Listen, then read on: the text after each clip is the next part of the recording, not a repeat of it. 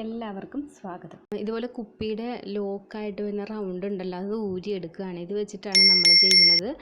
എന്നിട്ട് ഇതിലേക്ക് കമ്പിളി നൂലുണ്ടല്ലോ, കമ്പിളി നൂല് വെച്ചിട്ട് ഫുള്ള് ചുറ്റിയെടുത്ത് കൊടുക്കണം. വെറുതെ ചുറ്റിയെടുക്കാം, അല്ല ഇതുപോലെ കോർത്ത് കെട്ടിവെക്കാം കേട്ടോ. ഫുള്ളിങ്ങനെ ചുറ്റിയെടുത്തിട്ട് ഒന്ന് ഊരി പോകാതെ ഒന്ന് കെട്ടിട്ട് കൊടുക്കുക.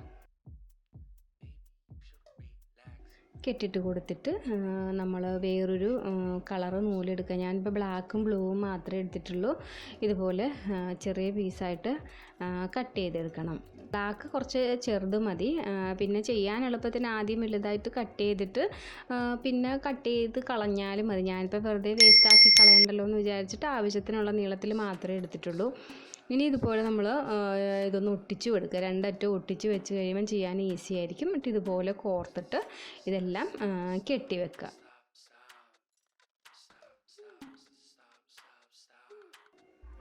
ലാസ്റ്റ് ബ്ലാക്കും കെട്ടി വെച്ചിട്ടുണ്ട്. അറ്റത്തൊന്ന് കെട്ടിട്ട് കൊടുക്കണം.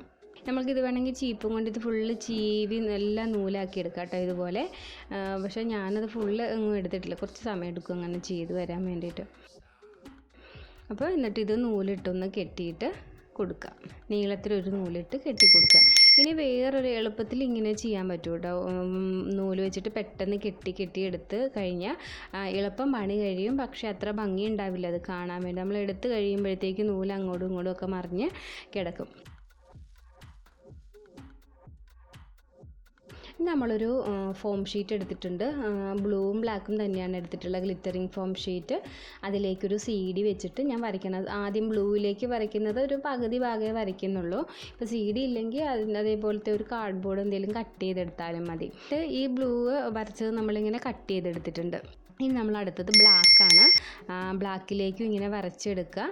എന്നിട്ട് അതും ഒന്ന് കട്ട് ചെയ്തെടുക്കുക.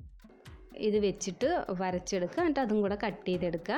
നമ്മൾ CDയിലേക്ക് നമ്മൾ ചെയ്ത് വെച്ച ഈ ഫെദറിൻ്റെ ഷേപ്പിൽ ചെയ്ത് വെച്ചത് ഒട്ടിച്ചു കൊടുക്കുകയാണ്. നൂല് നമുക്കിഷ്ടമുള്ള രീതിയിൽ വെച്ചിട്ട് ഒട്ടിച്ചു കൊടുക്കാം.